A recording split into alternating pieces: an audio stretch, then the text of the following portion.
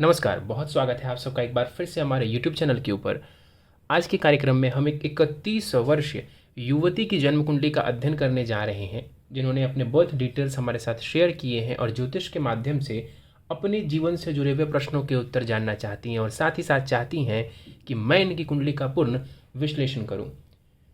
आगे बढ़ने से पहले हर बार की तरह आप सबसे निवेदन है, यदि अभी तक आपने हमारे चैनल को सब्सक्राइब नहीं किया है तो आपसे सब्सक्राइब कर दें और बेल आइकन को दबाना ना भूलें।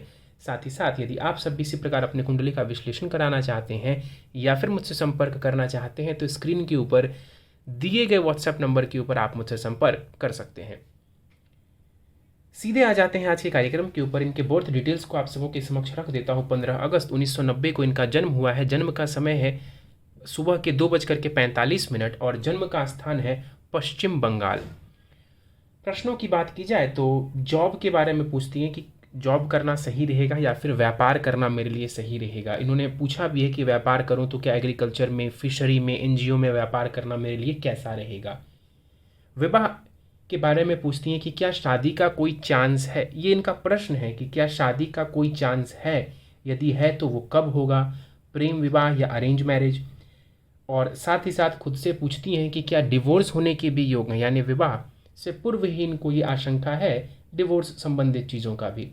माँ के स्वास्थ्य को लेकर के भी सवाल पूछती हैं और कुछ माता जी की साइड जो प्रॉपर्टी है उसका भी मैटर चल रहा है तो उसको लेकर के भी इन्होंने प्रश्न पूछे हैं। इनके प्रश्नों को हम विस्तार पूर्वक लेंगे आखिर में, लेकिन सबसे पहले इनकी कुंडली की तरफ चलते हैं जो कि हमारे समक्ष है। समझे, यहाँ पर 3 नंबर से इनकी पत्रिका प्रारंभ हो रही है। लगन कुंडली हमारे सामने है। मिथुन लग्न की कुंडली बनती है। चंद्रमा देखें तो वृषभ राशि में जाकर के विराजमान है। मिथुन लग्न एवं वृषभ राशि की यहाँ पर कुंडली नजर आ रही है। एक एक करके ग्रहों पर जाने से पहले हम इस कुंडली के सार को समझें तो जिस जातिका की ये कुंडली है इंडिपेंडेंट नेचर की होंगी ऐसा दिखता है। साहस वगैरह में कोई कमी मुझे नज़र नहीं आती है। किसी से दबने वाली नहीं होंगी। जीवन में थोड़ी भाग दौड़ रह सकती है, यानी छोटी मोटी यात्राएं रहें, एफर्ट्स रहें लाइफ में, ये दिखता है। पैसा आएगा और जाएगा, धन एक तरफ से आएगा तो दूसरी तरफ से जाएगा, ये भी दिखता है। विदेश के माध्यम से, एनजीओ के माध्यम से, इन्वेस्टमेंट के माध्यम से धन वगैरह कमाना चाहती हैं तो पैसा कमा सकती हैं, पैसा बना सकती हैं। कंपटीशन में सफलता दिखता है। अगर कोई कंपटीशन हो, चाहे वो बिजनेस का ही क्यों ना है, तो वहाँ पर इनको सफलता मिल सकती है परिश्रम के माध्यम से। आपके अगर शत्रु होंगे तो शत्रु हमेशा आपको बहुत ज़्यादा स्ट्रांग शत्रु मिलेंगे। छोटे मोटे शत्रुओं से आपका पंगा नहीं होगा। यदि आपका पंगा होगा, कोई सीरियस वाला मैटर होगा, तो आप देखेंगे कि आपके शत्रु बली हैं, स्ट्रांग शत्रु होंगे आपके। तो बेहतर है कि इस झमेले में नहीं पड़े। विवाह में विलंब शनि की वजह से दिख रहा है कुंडली में। विवाह में जो शनिदेव हैं वो विलंब करवाएंगे। विवाह पश्चात भाग्य की विशेष उन्नति मुझे दिखती है। विवाह के बाद भाग्य की विशेष उन्नति हो ये दिखता है। धन की स्थिति बेहतर हो जाए आफ्टर मैरिज, ये भी दिखता है।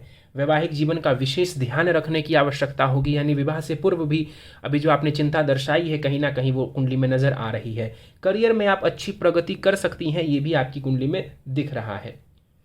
सीधे अब एक एक करके ग्रहों के ऊपर चलें तो यहाँ पर 4 ग्रह कुंडली के दूसरे भाव में बैठे हुए हैं।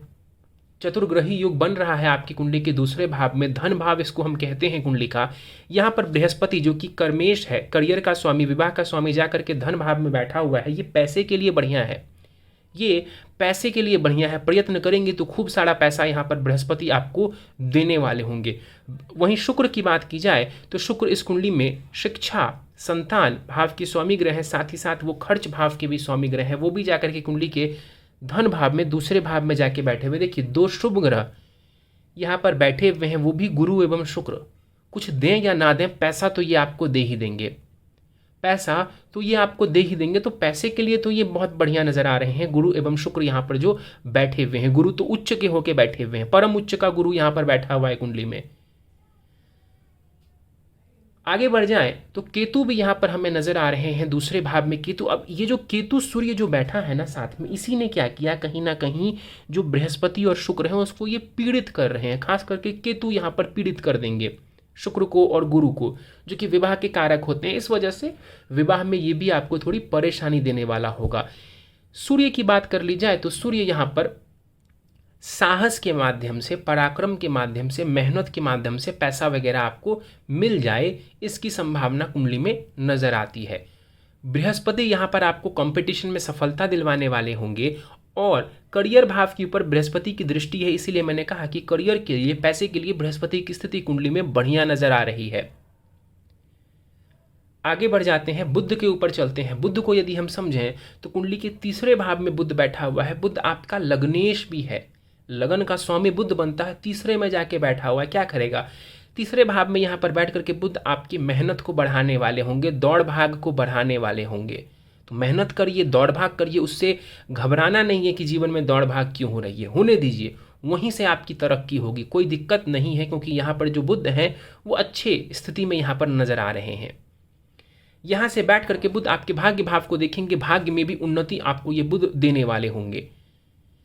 इसके बाद अगर हम समझें तो शनि की बात कर लेते हैं। शनि कुंडली के सप्तम भाव में, 7th हाउस में यहाँ पर हमें नजर आ रहे हैं। सप्तम भाव विवाह का होता है, बड़े ध्यान से देखिएगा, सप्तम भाव विवाह का होता है। वहां पर शनि बैठा है, वक्री होकर 26 डिग्री के साथ शनि यहाँ पर बैठा हुआ है। जब भी शनि सप्तम भाव को प्रभावित करता है तो विवाह में विलंब की स्थिति, मैं बार बार कहता हूं, Shani never denies, it delays. Shani कभी ना नहीं कहता है, ये देरी जरूर करवाता है। कहाँ देरी करवा रहा है? विवाह भाव में बैठा है, विवाह में विलंब करवा रहा है। तो यहाँ पर शनि विवाह में विलंब के प्रमुख कारण यदि मैं कुंडली में ढूंढूं तो वो शनि है।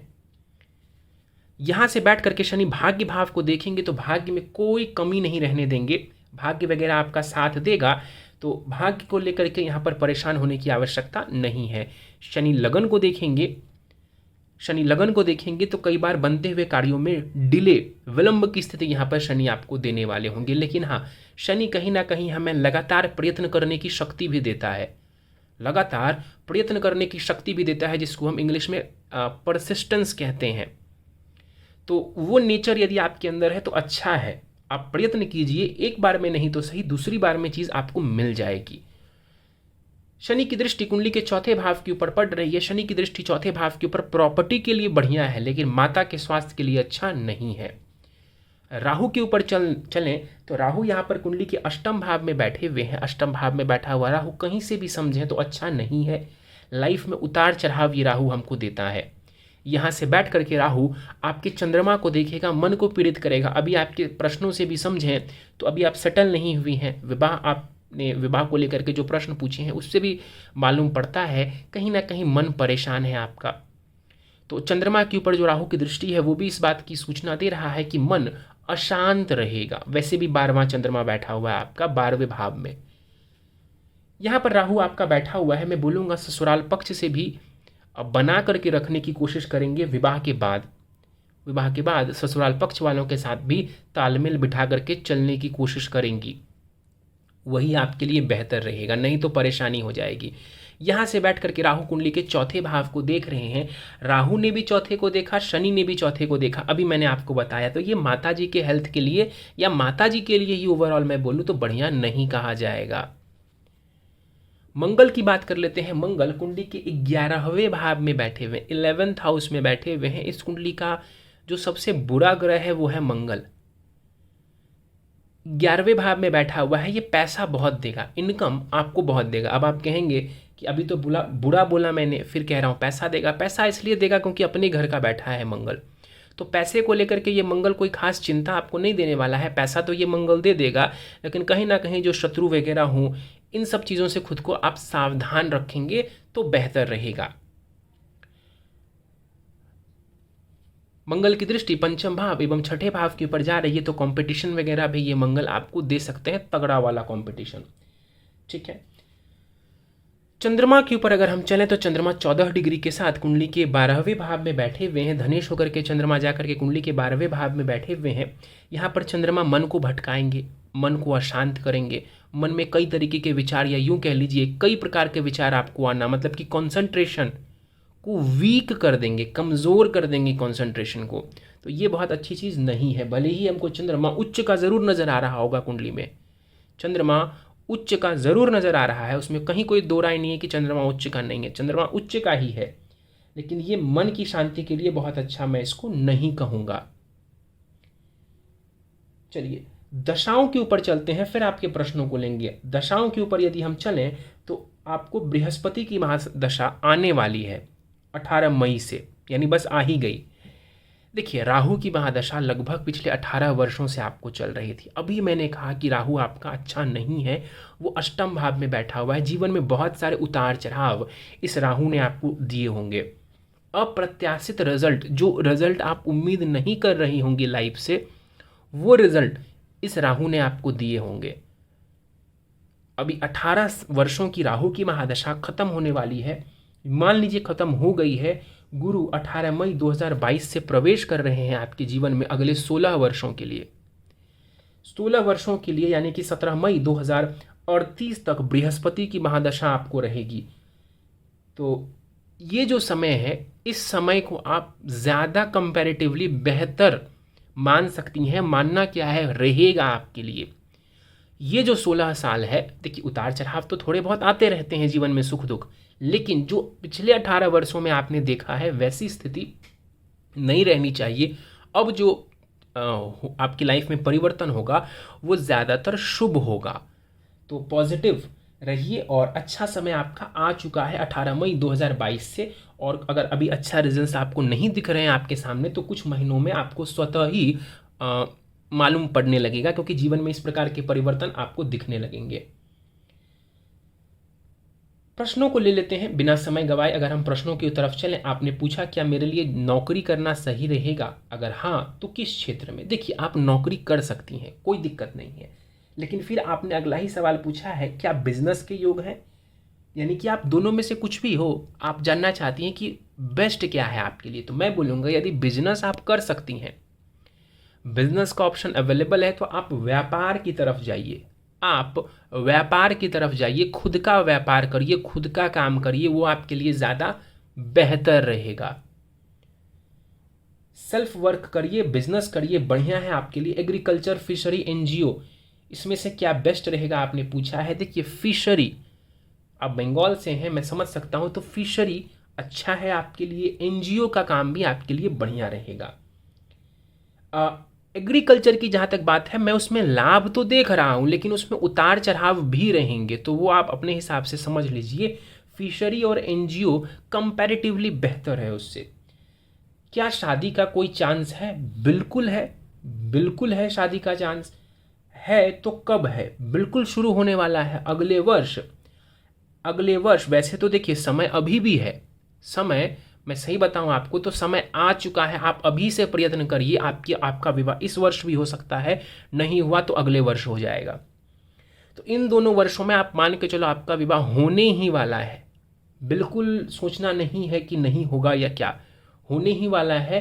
पहले क्यों नहीं हो रहा था? क्योंकि दशा कुछ और थी। अब क्यों होगा? क्योंकि दशा बदल गई आपकी।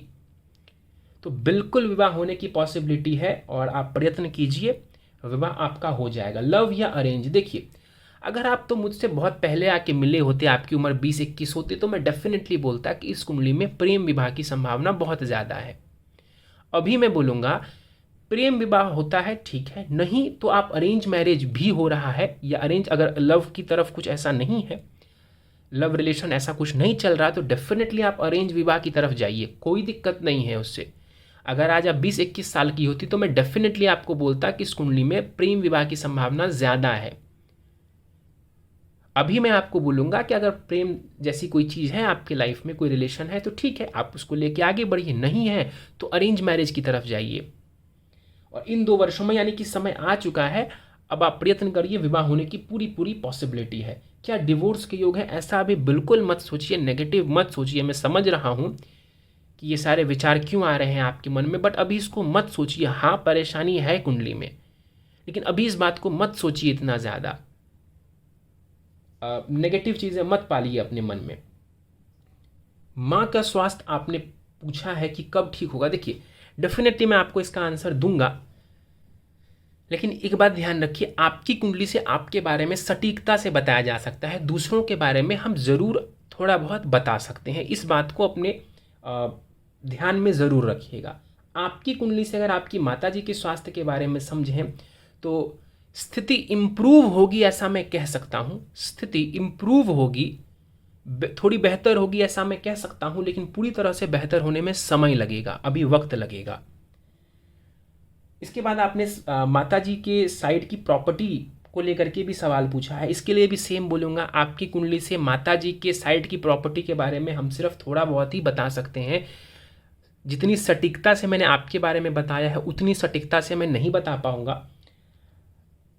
फिर भी अगर मैं कोशिश करूं तो पॉसिबल है कि इस 1 वर्ष में अगर कुछ मामले का निपटारा करना है, कोई मैटर चल रहा है, उसको सॉल्व करने की कोशिश की जाए। आपकी कुंडली के अनुसार अगला जो 1 वर्ष है वो काफ़ी बढ़िया दिख रहा है इस मामले में। नेक्स्ट 1 ईयर मतलब जो अभी समय चल रहा है, मैं इसी समय की बात कर रहा हूँ, अभी से लेकर अगला कुछ अप्रैल मई तक का जो समय है ये बढ़िया दिख रहा है प्रॉपर्टी से जुड़ा विवाद को सॉल्व करने में आपकी पत्रिका के अनुसार। उपाय पर चलेंगे हम, लेकिन नवांश कुंडली ज़रूर देखते हैं। खास करके अगर हमको मैरिज देखनी होती है, नवांश कुंडली को भी अगर हम समझें तो वहाँ पर सुख तो है विवाह का, ऐसा नहीं है कि विवाह का सुख नहीं है, लेकिन साथ ही साथ कुछ ना कुछ परेशानी भी ज़रूर है। तो मैं मान के चल रहा हूँ कि चूंकि आपकी थोड़ी सी एज हो गई है, मैच्योरिटी आ चुकी है आपके अंदर, तो उन परेशानियों को आप स्वयं से डील कर सकती हैं। आप उन परेशानियों से स्वयं से डील कर सकती हैं, क्योंकि कई बार जब मैच्योरिटी आती है तो थोड़ी बहुत परिस्थितियां नेगेटिव भी जाए तो हम संभाल लेते हैं। तो आपको हो सकता है कि संभालना पड़े, तो इस बात का ध्यान रखिएगा। ससुराल पक्ष वगैरह से भी आप अच्छे से डील करें तो बेहतर रहेगा। उपाय के ऊपर चलते हैं। कुछ सरल से उपाय दे रहा हूँ, फ्री ऑफ कॉस्ट उपाय दे रहा हूँ आपको, जो आपके बहुत काम आएंगे। प्रथम उपाय है आपके लिए शीघ्र विवाह हेतु माँ पार्वती एवं भगवान शिव की पूजा उपासना करना। जो भी मंत्र मिलता है, जो भी मंत्र आपको सरल लगता है, सिंपल तरीके से आप करिए। कोई भ्रम मत पालिए कि एकदम कठिन मंत्र होगा, कुछ ऐसा वैसा होगा तभी काम होगा, ऐसा कुछ नहीं है। सिंपल तरीके से भी आप इसको करिए, आपका काम बन जाएगा। तो इकट्ठे माँ पार्वती एवं भगवान शिव की पूजा उपासना आप करिए। हर गुरुवार को संभव हो तो शिव मंदिर जाइए। परफ्यूम का इस्तेमाल करिए, जो परफ्यूम आता है ना, गुलाब की खुशबू वाला परफ्यूम यूज़ करिए, आप प्रतिदिन यूज करिए। स्नान वगैरह करने के बाद स्नान रोज करिए और उसके बाद परफ्यूम का इस्तेमाल ज़रूर करिए, आजीवन करिए। पिंक कपड़ों का इस्तेमाल करिए, जो गुलाबी, हल्के गुलाबी रंग के जो कपड़े होता है ना, हल्का जो गुलाबी होता है, उस तरीके के कपड़ों का इस्तेमाल आप ज़्यादा से ज़्यादा करिए। और संभव हो तो प्रतिदिन विष्णु सहस्त्र नाम का आपको पाठ करना चाहिए, लाभ मिलेगा। पूरे बृहस्पति की महादशा में आपको इसको करना चाहिए, कोशिश करनी चाहिए। इसको करिए, इसी से आपका काम बन जाएगा। विवाह का समय आ चुका है, इस वर्ष भी है और नेक्स्ट ईयर भी बहुत अच्छे योग मुझे दिख रहे हैं। तो कोई मन में भ्रम नहीं पालना है, कोई नेगेटिविटी नहीं पालनी है, और जो सलाह दिया गया है, जो उपाय बताए गए हैं, उसको करने की कोशिश करेंगे तो निश्चित रूप से जीवन में बदलाव आएगा। जो बुरा समय था वो जा चुका है या जाने वाला है कुछ दिनों में, अच्छा समय आ चुका है। तो अब आप अपने एफर्ट्स से, अपनी मेहनत से और ईश्वर की कृपा से आप लाइफ में अच्छा करेंगी, और जो भी चीज़ें बताई गई हैं उसको फॉलो करने की कोशिश करिए। चलिए, तो दोस्तों ये था इस 31 वर्ष युवती की जन्म कुंडली का विश्लेषण। उम्मीद है आपको हमारा यह विश्लेषण का कार्यक्रम पसंद आया होगा। कार्यक्रम पसंद आया तो आप इसे लाइक करें, शेयर करें। अभी तक आपने हमारे चैनल को सब्सक्राइब नहीं किया है तो आप इसे सब्सक्राइब कर दें और बेल आइकन को दबाना ना भूलें। साथ ही साथ यदि आप सब भी इसी प्रकार अपनी कुंडली का विश्लेषण कराना चाहते हैं या मुझसे संपर्क करना चाहते हैं तो स्क्रीन के ऊपर फ्लैश हो रहे व्हाट्सएप नंबर के ऊपर आप मुझसे संपर्क कर सकते हैं। इस वीडियो में फ़िलहाल इतना ही। आप सभी का बहुत बहुत धन्यवाद।